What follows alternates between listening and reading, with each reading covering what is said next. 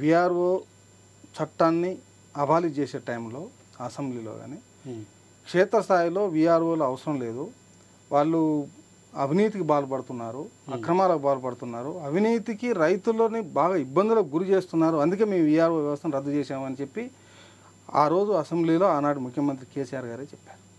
మీరేమో వాళ్ళు భూములు కబ్జా చేయడం కోసం మమ్మల్ని అడ్డుదవలు తొలగించుకున్నారు, వాళ్ళు ఇష్టం వచ్చినట్టు చేయడం కోసం మీరు అంటున్నారు. ఇలా ఏది నిజం? వాస్తవంగా అయితే నాటి ముఖ్యమంత్రి గారికి మెయిన్గా సోమేష్ కుమార్ కానీ తన వెనుక ఉన్నటువంటి అధికారులే ముఖ్యంగా తప్పుడు గైడెన్స్ ఇచ్చారు. ఇంకా వీళ్ళ మైండ్లో ఏమున్నది అనేది మాకు స్పష్టంగా అయితే తెలియదు.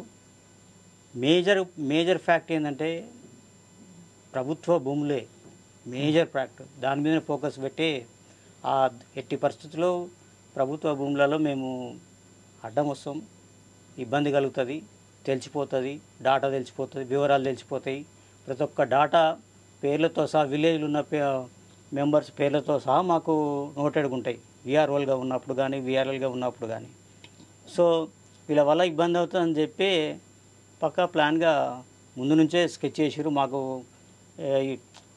అడ్వాన్స్ సాలరీ కూడా ఇచ్చారు, మంచి ఎంప్లాయీస్ మంచిగా చేసారు అని చెప్పి, ఆన్లైన్ అని చెప్పి. మిమ్మల్ని తొలగించడానికి ఎప్పటి నుంచి స్కెచ్ చేసారు? వాళ్ళ ముందు నుంచే ఉంది, కానీ మా విఆర్ఓలు ఎవరు గ్రహించలేదు. 2017 నుంచే పక్కా ప్లాన్ తోటి వచ్చిర్రు అనేది నాకున్న విశ్లేషణ, నేను గ్రహించింది చెప్తున్నాను. ఎందుకంటే ఆన్లైన్ అప్పుడు చేసినాం, మొత్తం డే అండ్ నైట్ కూర్చొని రాత్రులు కూర్చొని మీ విఆర్ఓలే చేసారు వర్క్ మొత్తం. అప్పుడే సారు గౌరవ ముఖ్యమంత్రి నాటి మా ముఖ్యమంత్రి ఉన్నటువంటి కేసీఆర్ గారు ఆ రోజు అడ్వాన్స్ సాలరీ కూడా మాకు గిఫ్ట్గా ఇచ్చిండు. 1 మంత్ సాలరీ బోనస్ గిఫ్ట్గా ఇచ్చిండు. మరి అలాంటి మంచి వర్క్ చేస్తున్నామని చెప్పి ఈరోజు అవినీతి పరులు లంచగొండులు అనడం చాలా తప్పు. ఎందుకంటే ఏ డిపార్ట్మెంట్ లేదు అవినీతి, ప్రతి డిపార్ట్మెంట్లో ఉంటుంది. అవినీతి ఉన్న శాఖలన్నింటినీ రద్దు చేయాలి. ఎప్పుడైనా కానీ ఆ రెవెన్యూ శాఖలో అవినీతి జరుగుతుందంటే మొత్తం వ్యవస్థనే రద్దు చేయాలి. కేవలం విఆర్ఓలను రద్దు చేసి విఆర్ఎల్ లేకుండా చేస్తే అది ఎంతవరకు కరెక్టు, సమంజసం? ఓన్లీ ఆన్లైన్ మీద డిపెండ్ కావడం చాలా కష్టము. ధరణి అనేది ఫీల్డ్ కూడా చూడాలి. డైరెక్ట్ రిజిస్ట్రేషన్స్ అవుతున్నాయి. ఆ రిజిస్ట్రేషన్ వల్ల ఫీల్డ్ ఎవరు చూస్తారు? ఆ ఫీల్డ్ పొజిషన్ ఉందా లేదా? ఇప్పుడు ఆర్ఎస్ఎస్ పెరుగుతుంది, తగ్గుతాయి, కాబట్టి చాలా ఇబ్బందులు వస్తాయి. ఆర్ఎస్ఆర్ చాలా ఇబ్బందికరమైన సమస్యలు అవుతాయి అవి. అప్పటికే మేము ఆర్ఎస్ఆర్ల మీద బాగా ఫైట్ చేస్తుంటే దగ్గరికి వచ్చినాం దాదాపు క్లోజ్ చేయడానికి, కానీ అంతలోనే వ్యవస్థ రద్దయింది.